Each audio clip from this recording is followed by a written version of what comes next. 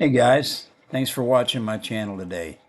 My name's Don, and today I want to talk about how to downsize your gear without downsizing your passion.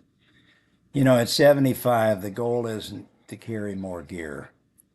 It's to carry less and still outfish, the young guys that you're competing against. And you know what I've learned at this age? The bass have not gotten heavier, but my tackle boxes have.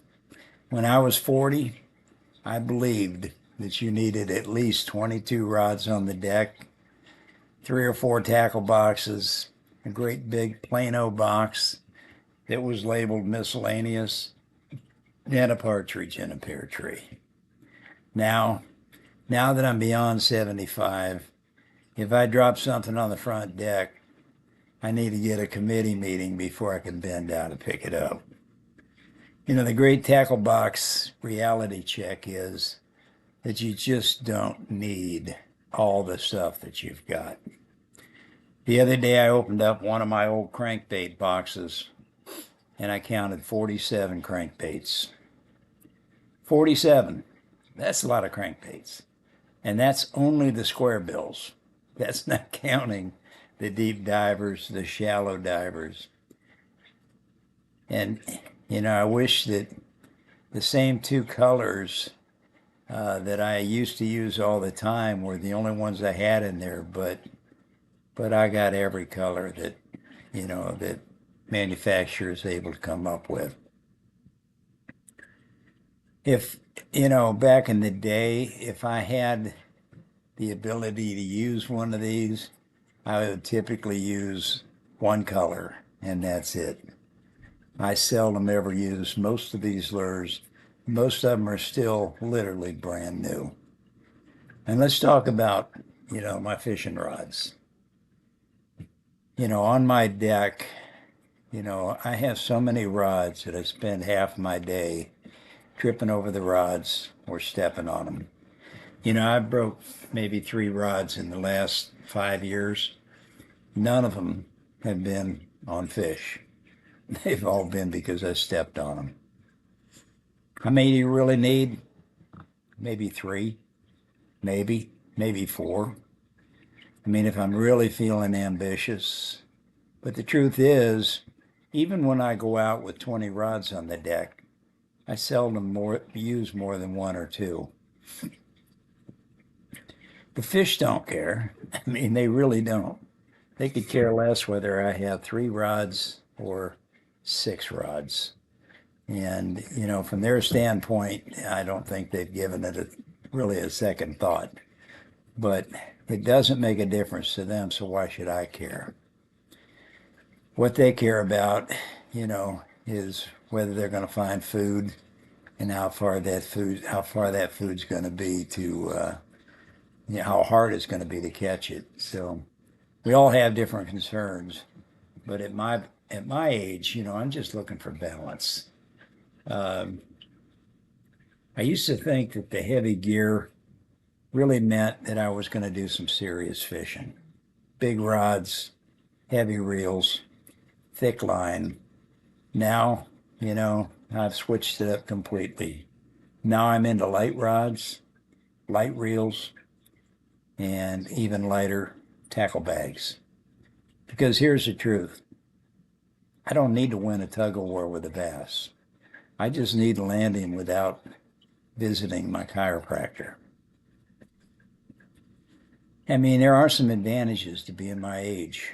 And here's why I think at my age, I still have some advantages over people that are younger. For one, they may have speed, but I have pattern recognition. They may be running 70 miles an hour up and down the lake. But I'm thinking, 25 is as fast as I need to go because I've only got 2 spots to fish. And while they're staring at their screens, I'm still watching the water, and the water will tell me everything I need to know. When you fish long enough, you don't need 15 lure options. What you need, and this is all you need, is a moving bait, a bottom bait, something that's subtle, and a confidence bait. That's it. Confidence means everything. And you know what? It doesn't weigh anything. It's zero. So that's the beauty of it. So, you know, some fellas think if you move from a 21-foot rocket ship into something smaller, you've given up. No, not at all. Maybe you've grown up because you've begun to realize you don't need to run 25 miles anymore. You don't have to fish for 12 hours. And you don't have to prove how tough you are. You just have to enjoy the morning. You know, recently I bought another boat. And I've talked about it a couple of times in my videos. I bought a 17-foot tracker. And now I got to tell you, you know, I've had 2 or 3 trackers in the past, about the same size. The thing I like about a tracker is the ones at least that I've had, it had stick steering. And so I was able to drive it from the front of the boat where I had the throttle on one side and I had the stick steering on the other. And what more can you ask for? Got an electric motor right in front of me with a foot pedal. I've got a live well behind me. I don't ever have to get out of that chair. Now, granted, there's some downside to that because I like to flip, I like to pitch, and you know it's a little harder to do when you're in a seated position, but it can be done. You can still do it. But you know, the one thing I can tell you is it's a lot safer because I've still got a 20-foot Ranger parked in the garage, and I still take it out. And every time I take it out, I wonder if I'm going to be able to stand up the whole time that I'm fishing, or if I'm going to lose my balance and fall over the side. But not everybody can afford to have 2 boats, and I'm not saying that's the answer either.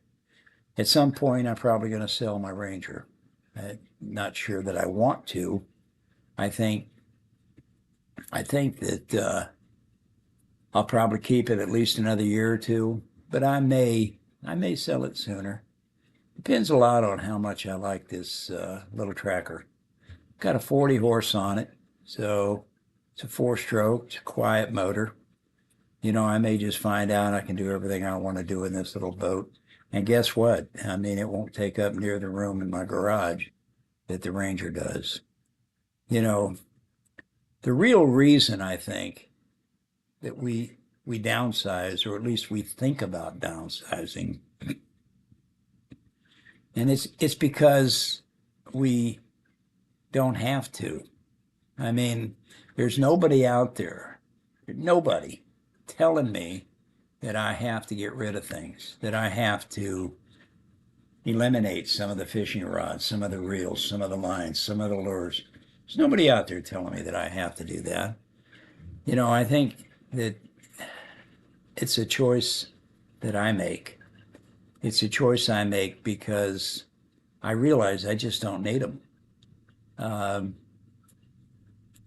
You know, at my age, I realize that it was never about having the biggest deck, the fastest motor, the most lures. It was always about making that first cast at sunrise and feeling that thump on my line and watching my line slowly move to the left or to the right or come towards me. Or that quiet ride back to the boat ramp.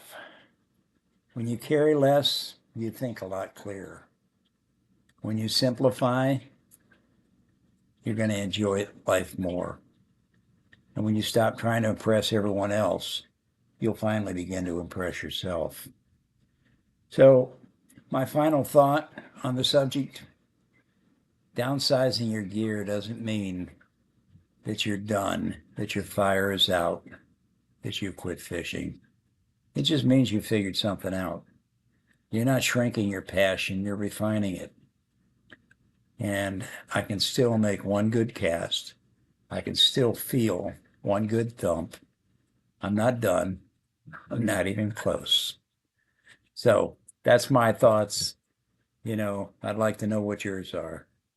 If you enjoy the video, give me a thumbs up. Uh, there comes a point in time, I think, in all our lives where we have to start thinking about downsizing. It doesn't matter if it's our fishing equipment, our hunting gear, I guess our golf clubs, although I don't play golf, uh, or our homes. A lot of folks go from a big, 3 or 4 bedroom home down into a condo for a reason. It just gets to be too much for them. So, something to think about. I'm sure there's a lot of you guys out there that are my age, maybe a little older, that you've already dealt with this issue and you've already cut back on quite a few things. One of the issues, and I'll probably make a video on this down the road, is what do you do with all this stuff? I mean, there's only so much you can give away, and to be honest with you, you paid a lot of money for most of it. So what do you do with it? You can advertise it on eBay. You can try to, sell it through Craigslist or some of these other places, but basically you're going to get pennies on the dollar. And I don't know about you, but when I drop $200 for a nice bait casting rod, or a couple $100 for a brand new fishing reel, I just can't hardly bring myself to sell it for 20 or $30. I guess I feel like at least it's worth a whole lot more than that. So anyway, I'd be interested in your thoughts, your comments. If you enjoyed the video, leave me a thumbs up. Uh, you know, Subscribe to the channel, and I'm sure I'll talk more about this in the future. Thanks again.